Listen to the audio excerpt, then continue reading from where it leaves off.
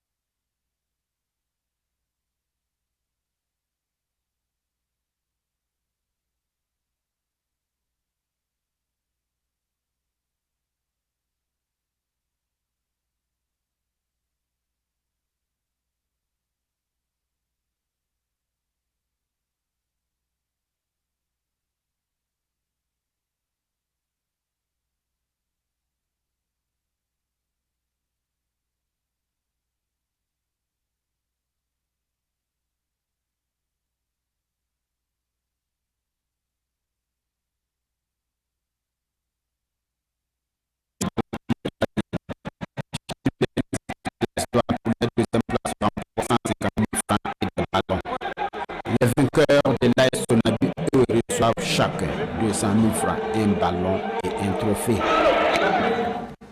À l'issue des finales, nos reporters ont recueilli des propos d'acteurs que je vous propose d'écouter. Toute notre gratitude à M. Jean Amiro et par-delà tout le comité olympique et des sports burkinabés pour cette compétition qu'ils ont offerte aux jeunes handballeurs burkinabés et surtout ceux de la Ligue du Centre.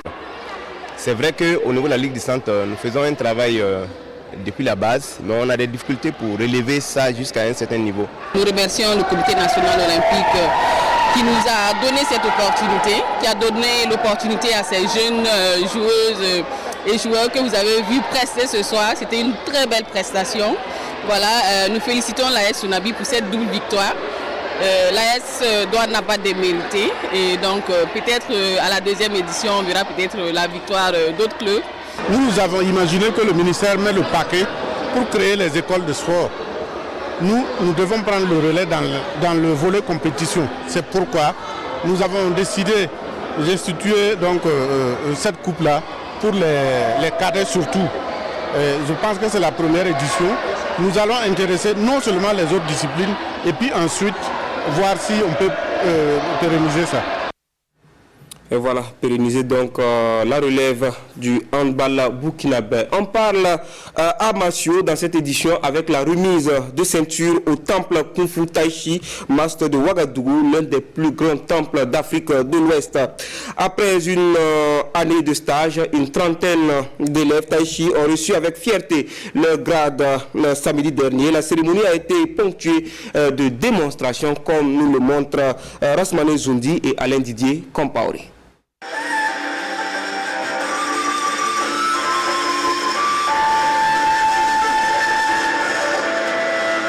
Soirée de concentration, de démonstration, de bravoure à l'image du jeune Colin Zingrana.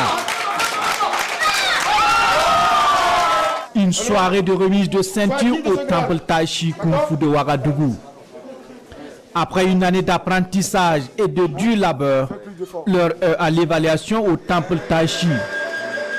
Devant maître, parents et amis, les élèves ont montré leur savoir-faire de ce art martial chinois.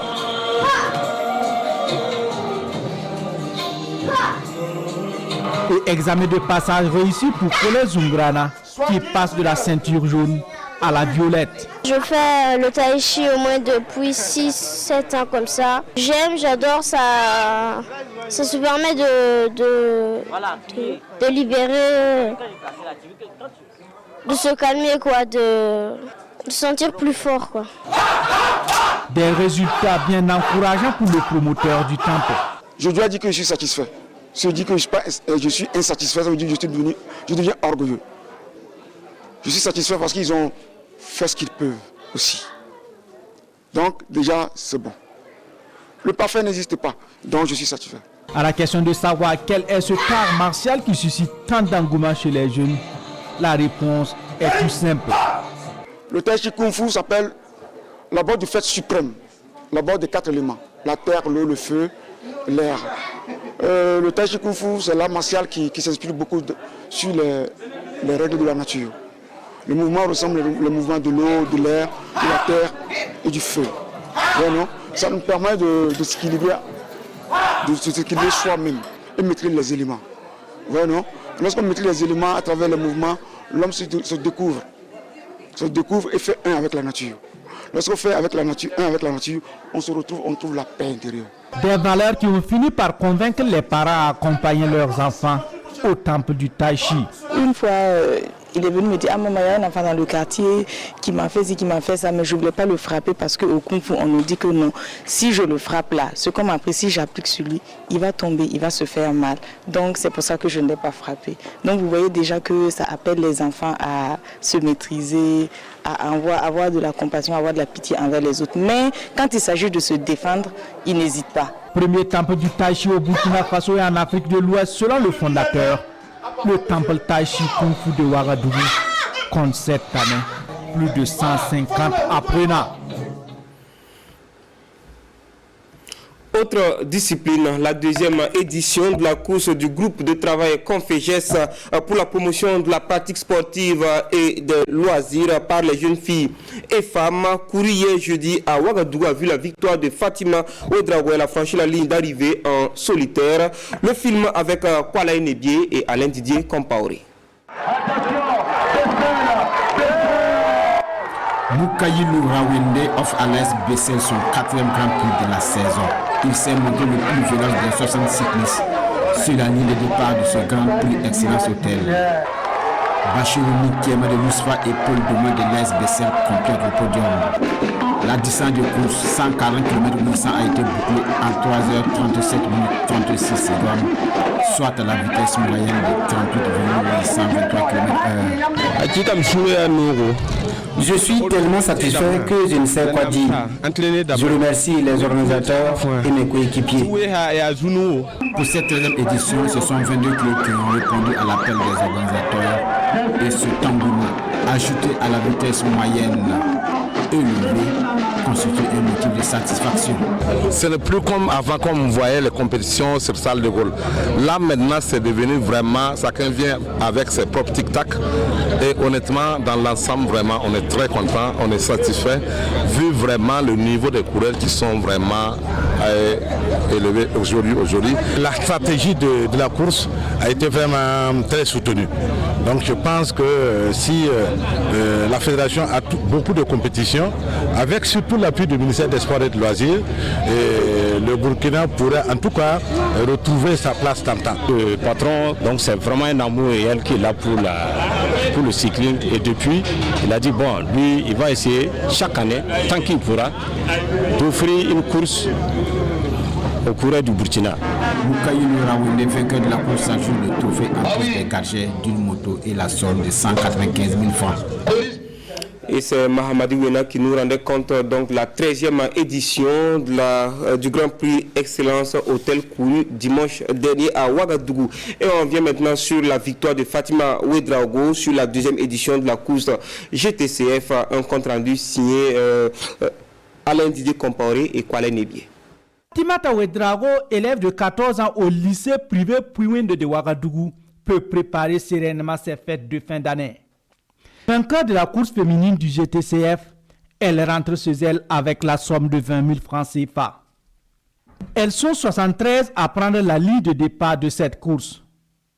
Dès le coup d'envoi, la petite Fatimata, pieds nus, prend les commandes de la course. Elle brave la chaleur, la poussière des bitumes de Ouagadougou. Du stade du 4 août, en passant par l'école nationale de la police, du lycée Nouren jusqu'à l'arrivée encore au stade du 4 août. Moins bavarde, elle a bouclé les 3 km en 12 minutes 09 secondes. Oui, je suis content. Je suis à défaut athlétique. Emilienne Kologo, du lycée Bangernoma, 2e en 12 minutes 29 secondes, gagne 15 000 francs CFA et 14 000 francs CFA pour Nouria Nassiri, du lycée Saint-Pierre de Kouka.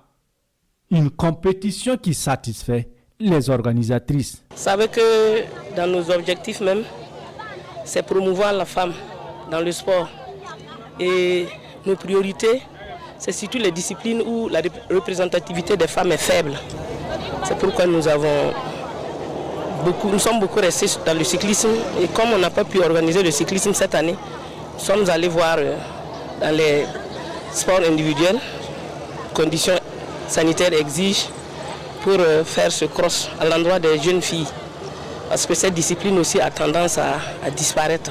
Les courses de longue distance, les filles sont presque rares dans ces disciplines-là. C'est pourquoi nous avons essayé de l'organiser pour que les clubs puissent détecter des talents et recruter pour voir comment on peut réparer ce retard-là. Oui, la course était belle, vous l'avez dû constater, parce que elles sont allées très vite et elles sont toutes arrivées, contrairement à ce qu'on craignait. Et bien sûr qu'il y a d'autres qui sont très essoufflées, mais quand même elles sont toutes arrivées. C'est déjà une victoire pour nous. Ok. Je voudrais dans un premier temps féliciter en tout cas le groupe GTCF pour avoir pu organiser cette deuxième édition au profit en tout cas des jeunes filles. 3 km, c'est une bonne compétition. Vous savez, en ce temps, bien sûr, des situations difficiles sur le plan sanitaire, ce n'est pas toujours évident. Je tiens en tout cas à les féliciter et à les encourager. Également, les scolaires, ça constitue bien sûr une compétition pour en tout cas les mettre en jambe pour les compétitions en athlétisme. Donc, je voudrais en tout cas féliciter les organisateurs. Toutes les 70 autres participantes ont été récompensées de 10 000 francs à 1 000 francs CFA. Et on élève le niveau de la course avec Altitude Naouri Acte 12. Des marathoniens nationaux et étrangers se donnent rendez-vous ce samedi 19 décembre pour défier le pic du Naouri et ses 447 mètres d'altitude après une course à pied dans les artères de la ville de L'enjeu, c'est la succession du Kenyan John Buru, vainqueur de la 11e édition en 2019. Et pour en parler, nous recevons le cerveau initiateur de ce marathon atypique, Monsieur Wezer, lui ou non, par ailleurs directeur général de Radio Omega et Omega TV. C'est après la virgule.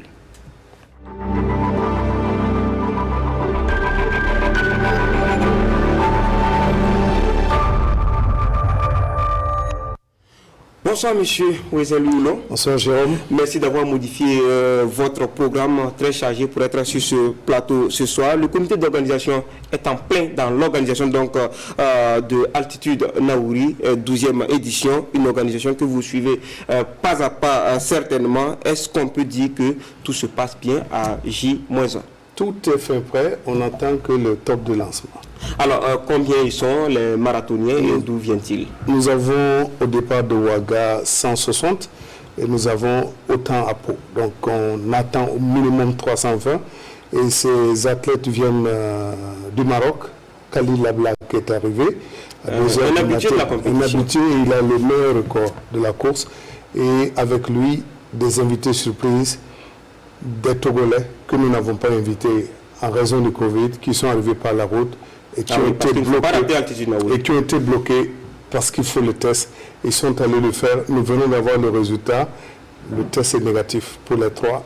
On va les amener ce soir là même. Donc le Togo sera bel et bien représenté par le vainqueur de 2017. Alors, est-ce que vous êtes satisfait du nombre de participants, mais aussi de la qualité? Absolument, absolument. L'engouement est tel que nous sommes vraiment satisfaits. Alors, quels sont les grands enjeux de cette 12e édition, notamment pour l'organisation? Je pense qu'il était question de trouver la meilleure formule, malgré les conditions assez difficiles liées au Covid. Et puis, bien sûr, dans le même contexte, il était difficile pour nous de mobiliser les moyens.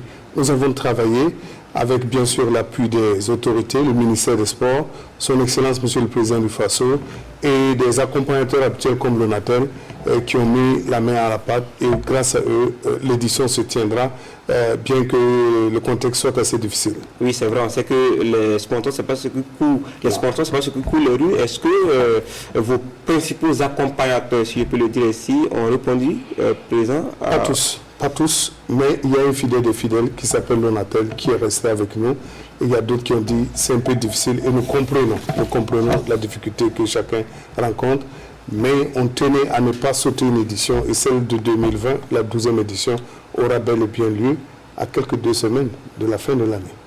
Alors, le départ, c'est bien demain à quelle heure? Demain à 8h. Demain à 8h, dans 3 km à l'intérieur de Pau et 18 km de ligne droite, avec une bifurcation à partir du village Naouri et on termine par les 447 mètres de grimpée et d'épreuve. Alors, est-ce que les inscriptions se poursuivent? C'est fini. Nous avons cette année mis l'arrêt des inscriptions jeudi à 17h, ce que nous avons fait. Et nous avons aussi fait le pari d'attribuer les dossards la veille. Tous les athlètes qui ont quitté Ouaga ont tous eu leur dossard avant le départ, histoire de permettre à la compétition de démarrer à 8h comme prévu. Ce sont des éléments que nous avons tenu à respecter parce que plus la compétition grandit, plus il faut respecter les normes. Alors, je n'ose pas vous demander s'il y a de l'innovation, vous risquez de me répéter, et que la force d'innover a couru sur la tête, c'est ça. Mais alors, est-ce qu'il y a quelque chose de particulier? Non, pas véritablement. Ce qu'on a dit, c'est une course en saison sèche, et le terrain, nous le découvrons. C'est pas si simple, les 6 km. Et donc, nous nous rendons compte qu'il y a beaucoup de poussière. Beaucoup de poussière, parce que la partie boueuse, quand elle sèche, ça devient autre chose. Donc, on a simplement demandé à tous les invités, dès le lancement, de démarrer, parce qu'on ne va pas permettre que des athlètes soient entre deux véhicules en train de boire la poussière. Ça va être un peu pénible pour eux, déjà avec la sécheresse du temps qu'il fait. Alors, on va vous dire merci et surtout beaucoup de courage pour avoir tenu cette épreuve qui n'est pas facile à organiser pendant toutes ces années, plus d'une décennie. Il faut le faire. Merci à vous, M. Ouezin-Louis. Je rappelle que vous êtes le promoteur et l'initiateur, en tout cas, de Altitude Naouri, qui est à sa 12e édition. Et la 12e édition par le départ dans la ville de Pau demain à 8h. C'est à vous le merci. Je vous en prie. Et vous pouvez revenir, c'est chez vous. Merci. Merci. Juge Moisin, les étalons sont à un match d'un premier titre en Coupe UFOAB. Qualifiés en laminant les éléphantaux de Côte d'Ivoire, les étalons croisent les Black Starlights du Ghana en finale demain samedi à 24 heures de ce rendez-vous historique. Quel état d'esprit anime la troupe d'Oscar Barrow? On le voit dans ce reportage signé de nos envoyés spéciaux à Porto Novo, Paul David Bambara et Mariam Ouattara. Il est 13h à Porto Novo, 12h temps universel et c'est l'heure du déjeuner pour les étalons U20. Le menu du jour, riz, sauce, légumes et comme dessert, une pomme ou du yaourt. On mange, on stackine, mais on n'oublie pas. Nous sommes la veille de la finale du tournoi de la zone B de l'UFOA, la dernière ligne droite. C'est le dernier virage. Nous nous préparons conséquemment pour aborder cette finale avec tout le sérieux et la même sérénité que nous avons abordé les autres matchs et essayer d'être victorieuse à la fin. Parce qu'il n'est pas donné à tout moment d'avoir des opportunités comme ça. Je pense que c'est une chance et que nous jouons la finale demain.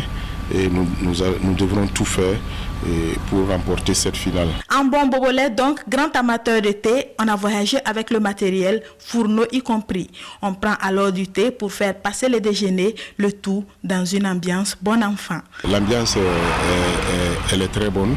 Voilà, et vous l'avez constaté vous-même, nous avons réussi à créer une symbiose entre les joueurs et l'encadrement.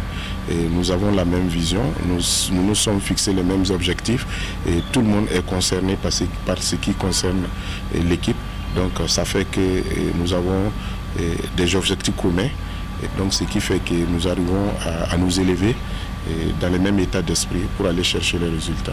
L'objectif est donc connu de tous et chacun est prêt à jouer sa partition. Les joueurs auraient d'ailleurs pu nous le dire, mais bon, comme dirait l'autre, bouche qui mange ne parle pas. Sacré Mariam Ouattara. Ghana-Burkina, content pour la finale de la Coupe UFOAB. C'est pour ce samedi donc à 15h temps universel. Mais avant cette finale, je vous propose de savourer encore la brillante victoire des étalons en demi-finale face aux éléphantaux de Côte d'Ivoire avec nos envoyés spéciaux Paul David Bambara et Mariam Ouattara. Mauritanie, le Burkina Faso arrive. Les étalons U20 arrachent sans embâche ni tergiversation le second ticket qualificatif pour la CAN U20 Mauritanie 2021. Un objectif est donc atteint pour Oscar Barrow et ses poulains. C'est pourtant sur le chapeau de roue que les éléphantaux démarrent le match. Mais les étalons réagissent assez vite, mettent le pied sur la balle et prennent le jeu en main. Dès la 10e minute, Ahmed Ouattara donne l'avantage au Burkina Faso grâce à son sang-froid. Burkina Faso 1, Côte d'Ivoire 0. 2 minutes plus tard, Yachirou Ouedraogo et ses camarades récidivent. Cette fois, c'est Botieu qui conclut avec brio. 2-0 pour le Burkina. Les Ivoiriens voient rouge, essayent de se ressaisir et bénéficient d'un pénalty suite à cette action. Brahima Ouattara le transforme. Côte d'Ivoire 1, Burkina Faso 2. Puis 20 la 34e minute et l'expulsion de Guelanen Taï pour cumul des cartons. Mais le score va rester tel jusqu'à la pause. De retour des vestiaires, le jeu stagne quelque peu et Oscar Barreau apporte du sang neuf.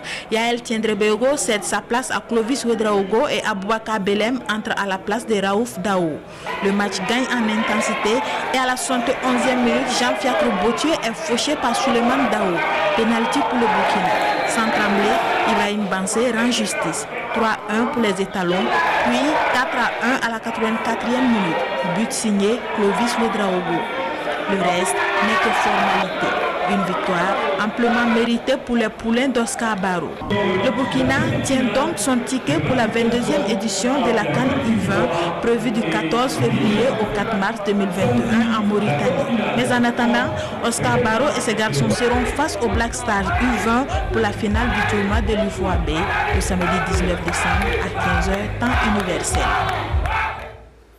On va dire bravo et courage aux étalons pour le dernier acte.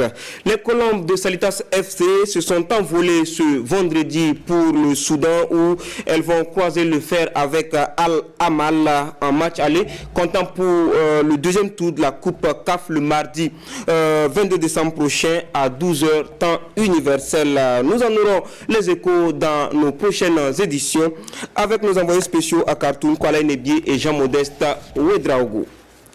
Éliminé de la Ligue africaine des champions, Raimo FC est toujours à la peine dans le face-au-foot.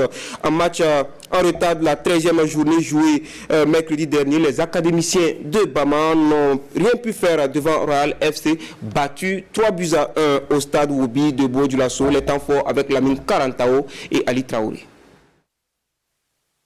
La descente aux enfers continue pour le Raimo FC. Après sa désillusion en Ligue africaine des champions, l'équipe de Bama n'a pas su profiter ce soir de son match en retard de la 13e journée. Elle poursuit ainsi sa série de matchs sans victoire. Un match vraiment sans, on peut le dire. Voilà, on a eu vraiment beaucoup de faits de jeu.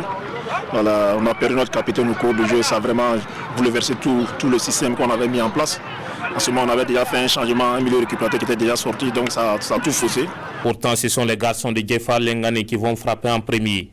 Après 45 bonnes premières minutes, les académiciens de Bama vont hausser le ton au retour des vestiaires pour prendre les devants. Ahmed Belem est fauché dans la surface de réparation à la 57e minute. Moussa Yedan se lance et donne l'avantage à son équipe. Comme à son habitude, mené au score, le Royal va sonner la révolte. À la 68e minute, Aziz Traoré profite d'un contre favorable pour refaire le retard. Et c'est le début du show royaliste. Avec cette égalisation, les garçons d'Ibrahim Diarra vont faire douter à nouveau leurs adversaires qui sont visiblement dépassés par les événements. À la 77e, Abraham Traoré provoque ce penalty et le géant attaquant du Royal réussit le contre-pied ainsi que son doublé de la soirée. Et pour tuer tout suspense, Dieudonné Sawadogo profite de cette incompréhension entre le portier Moussa Traoré et son défenseur pour corser l'addition. Raimo coule ainsi dans l'antre du Woubi et face à quelle équipe?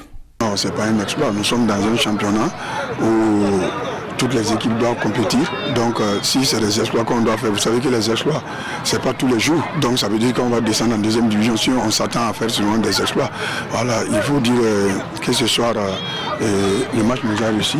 Parce que contre RCB, nous avons fait un très bon match. Depuis un certain temps, l'équipe est en train de faire de très bons matchs. Mais malheureusement, on ne gagnait pas, on faisait des nuls. Et aujourd'hui, on a pu concrétiser nos occasions. Et voilà, et ça fait 3. Vraiment, on n'a pas hésité ce soir. Oui, je pense que nous allons essayer de travailler encore l'état mental de nos joueurs. Voilà, je pense que c'est mentalement que tout n'est pas parfait. Mais qu'est-ce qui ne va pas cette saison au Raimo? Est-ce une question d'effectif ou de mental?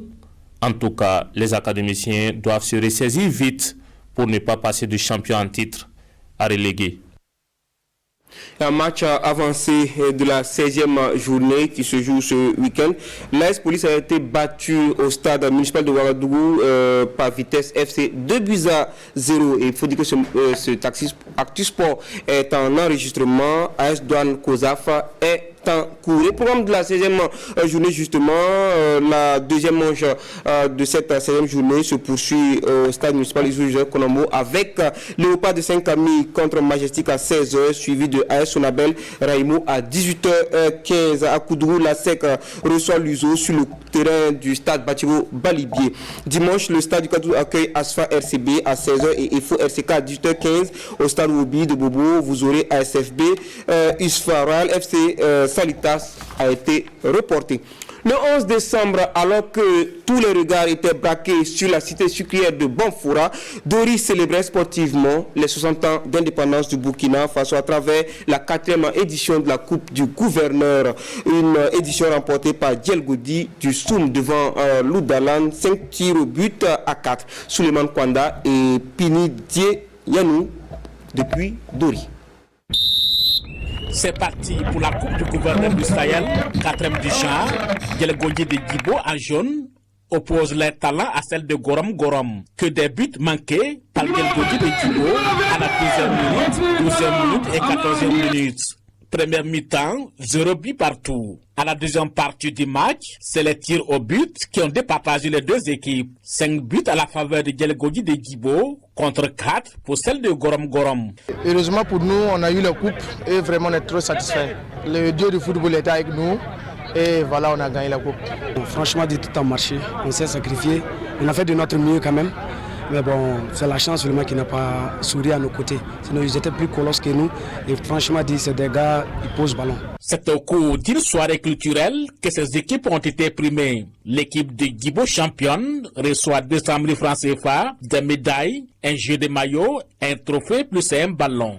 Une journée bien comblée selon l'invité d'honneur. Il a fallu la séance de tir au but pour départager les deux équipes, la province du Soum. Ils ont donc remporté cette coupe. Et je suis très heureux pour eux, parce que quand on parle du Soum, tout le monde voit ce qui s'y passe. C'est surtout les attaques terroristes. Les gens pensent que la vie est impossible. Mais les jeunes du Soum nous ont montré que la vie est bel et bien possible au Soum. Et ils sont venus pour remporter donc, cette 4e coupe, la finale donc, de la coupe donc, du gouverneur. Ce qui est peut-être un très bon message pour nous. Ça va permettre aux gens de savoir que, par-delà nos spéculations de ceux qui sont assis à Ouaga ou dans les grandes villes, la vie se déroule dans le Soum et dans le Sahel. Pour le gouverneur de la région du Sahel, la prochaine coupe va se jouer à Djibo en 2021 pour faire honneur à l'équipe et à toute la population du Soum. Et du football pour cultiver l'esprit de fraternité pour la paix au Burkina. La finale de la Coupe de la paix s'est jouée en lancement des 112 heures du festival des nuits atypiques de sécurité et de la paix initié par l'association Afrique Bekamba. L'équipe des FDS s'est imposée devant celle des jeunes de l'arrondissement 6 de Ouagadougou sur le score d'1-0 hier jeudi. Résumé de la soirée avec Amadou Ilboudo et Alex Zagri. C'est parti pour les 112 heures de nuits atypiques de sécurité et de la paix en Afrique, NASPA première édition. Une initiative née de l'association Afrique Bekamba Burkina Faso qui œuvre pour une franche collaboration entre la population et les forces de défense et de sécurité en vue de cultiver les bases du civisme et de la paix. Nous avons estimé que les communautés à la base peuvent apporter leur contribution aux efforts de nos forces de défense et de sécurité. Donc nous sommes là comme structure accompagnatrice donc, de ces structures de l'État qui existent déjà. C'est aussi sportivement que la NASPA a été célébrée. L'équipe des forces de défense et de sécurité en bleu est face à celle des jeunes de l'arrondissement 6. Les FDS dominent leur adversaire du soir sur le score d'1-0 et remportent le trophée de l'étalon de la paix. Nous avons voulu de façon symbolique, comme c'est la première édition, organiser un match entre la coordination des artistes FDS et la jeunesse de l'arrondissement 6 de Ouagadougou. La sécurité, c'est la première des libertés que l'homme puisse avoir. Sans tout se bâtit sur la sécurité. Et donc, du coup, qui parle de sécurité, quand on parle de paix, vous ne pouvez pas survoler la sécurité.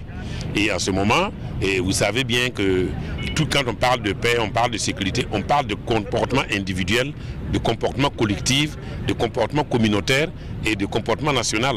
La NASPA se déroule du 17 au 20 décembre avec la nuit de récompense des grands lauréats de la première édition des nuits atypiques de sécurité et de la paix. Merci de nous avoir suivis. Je vous retrouve lundi dans Intégral Foot et comme aime le dit Jean-Modeste Ouedraogo, c'est le week-end. Soyez prudents. Bonsoir.